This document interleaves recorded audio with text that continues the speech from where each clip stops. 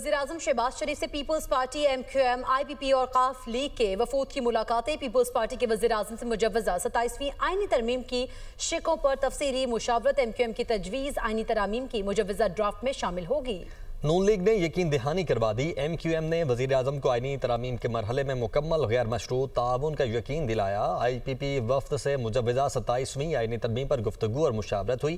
काफ league वफ्द की भी वज़ीर-ए-आज़म से मुजव्वज़ा 27वीं आईनी तरमीम पर गुफ्तगू और मुशावरत हुई। यासिर मलिक हमारे साथ इस्लामाबाद से मौजूद हैं। यासिर, बताइए इन मुलाकातों में क्या कुछ डिस्कस हुआ? देखिए, वज़ीर-ए-आज़म शहबाज शरीफ जो हैं वो आज इत्तेहादी जमातों के सरबराहान और वफूद से मुलाकातें जो हैं वो उनकी इस वक्त भी जारी हैं। अगर बात की जाए मुलाकातों की तो इस मुलाकातों में सबसे पहली मुलाकात जो है वो पाकिस्तान पीपल्स पार्टी के वफ्द ने वज़ीर-ए-आज़म शहबाज शरीफ से की और अपनी तजावीज़ जो है अमेंडमेंट के साथ, चूँकि पहला मुसवदा जो है 27वीं आईनी तरामीम का वो वज़ीर-ए-आज़म शहबाज शरीफ ने chairman peoples party Bilawal Bhutto Zardari के हवाले किया था। और पाकिस्तान पीपल्स पार्टी का चूँकि सेंट्रल एग्जीक्यूटिव कमेटी का इजलास भी चल रहा है, कल भी जारी था और आज भी 7 बजे इजलास होना है, तो उस हवाले से पहली मुलाकात जो है पीपल्स पार्टी के साथ हुई। कुछ शिकों के ऊपर तफसीली तबादला ख्याल किया गया। वज़ीर-ए-आज़म शहबाज शरीफ के हमरा अटॉर्नी जनरल जो है मंसूर उस्मान अवान, उन्होंने पाकिस्तान पीपल्स पार्टी को तफसीली ब्रीफिंग दी। आदम नज़ीर तारड़ जो है वो इस मुलाकात में शरीक थे। इसी तरह से नायब वज़ीर-ए-आज़म इसहाक डार मौजूद थे। पाकिस्तान पीपल्स पार्टी के वफ्द मुलाकात करने के बाद नूर खान एयरबेस से वापस जो है वो कराची के लिए रवाना हो गए, चूँकि सेंट्रल एग्जीक्यूटिव कमेटी के इजलास में उन्होंने शिरकत करनी है। और जो आज जहाँ पर तफसीली गुफ्तगू हुई 27वीं आईनी तरामीम के ऊपर और जो शिकवार तबादला ख्याल किया गया और जो तजावीज़ मज़ीद ऐड की गई हैं उसके हवाले से चेयरमैन पीपल्स पार्टी को आगाह किया जाएगा। इस मुलाकात के फ़ौरन बाद MQM का वफ्द जो है खालिद मकबूल सदीकी, अमीनुल हक और गवर्नर सिंध कामरान टिसूरी की क़यादत में वज़ीर-ए-आज़म शहबाज शरीफ से उन्होंने मुलाकात की। वज़ीर-ए-आज़म शहबाज शरीफ ने MQM के वफ्द को भी 27वीं आईनी तरामीम के ऊपर जो है वो तफसीली ब्रीफिंग जो है उनके सामने उनको भी दी गई और MQM की जानिब से भी कहा गया कि जो तजावीज़ हैं वो इसको देखने के बाद अपनी शिकवार जो भी इसमें अमेंडमेंट करवाना चाहते हैं वो अपनी जो पार्टी है उसके साथ मुशावरत करने के बाद हतमी फैसला करेंगे कि 27वीं आईनी तरामीम में वोट करना है या नहीं। और इस हवाले से MQM का इस वक्त एक इजलास जो है वो सिंध हाउस में जो गवर्नर की एनेक्सी है वहाँ पर इस वक्त जारी है। इसी तरह से इस्तेकाम पाकिस्तान पार्टी ये मुलाकातें अभी भी जारी हैं। बहुत शुक्रिया यासिर आपका। पीपल्स पार्टी की सेंट्रल एग्जीक्यूटिव कमेटी का अहम इजलास आज बिलावल हाउस कराची में होगा। इजलास में मुजव्वज़ा 27वीं आईनी तरामीम के हवाले से अरकान को आगाह किया जाएगा। इसी इजलास में 27वीं आईनी तरमीम के हवाले से हतमी फैसले भी होंगे। इसी पर बात करेंगे। मोहम्मद अरशद हमारे साथ मौजूद है। मोहम्मद अरशद, इजलास का बाकायदा आगाज़ कब तक होगा?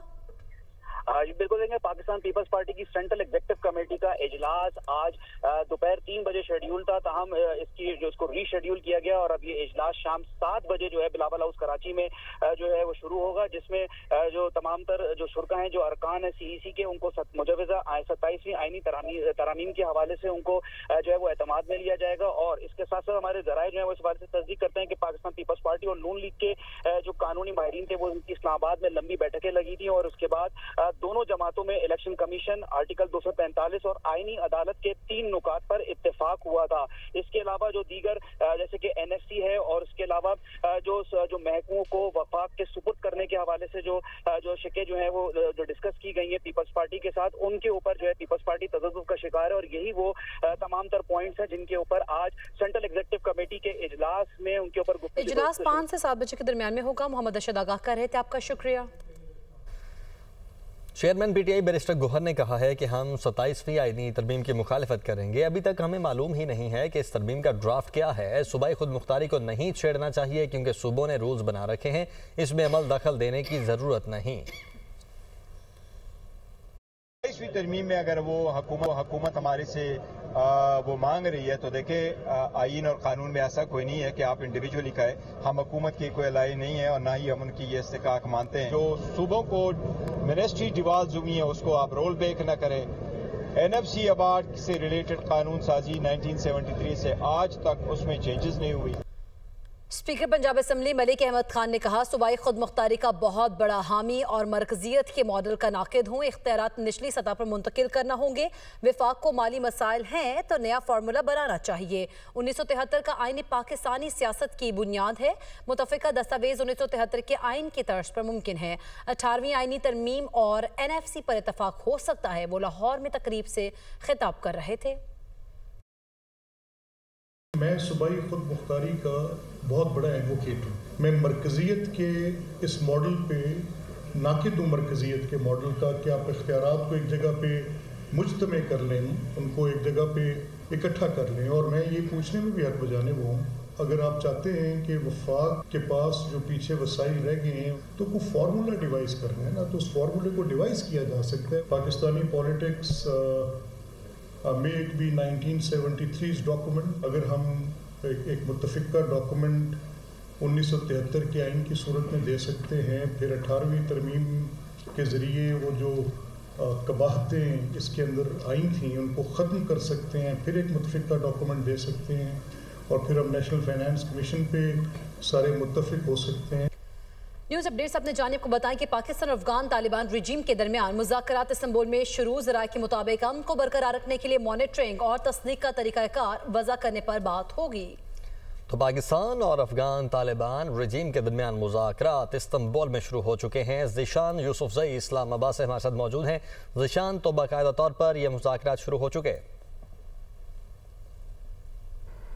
आमिर, ऐसा ही है, इन मुज़ाकरात का आगाज़ हो चुका है और हमारे ज़राए ने कन्फर्म किया है कि ये मुज़ाकरात कुछ दिनों तक जो है वो जारी रहेंगे, क्योंकि ये वो मुज़ाकरात है, गुज़िश्ता जो मुज़ाकरात हुए थे तो उसमें सीज़ फायर को बरकरार रखा गया था, लेकिन तफसीली जो गुफ्तगू है, जो मेकनिज़म बनाए जाएंगे वो इन मुज़ाकरात में बातचीत होगी।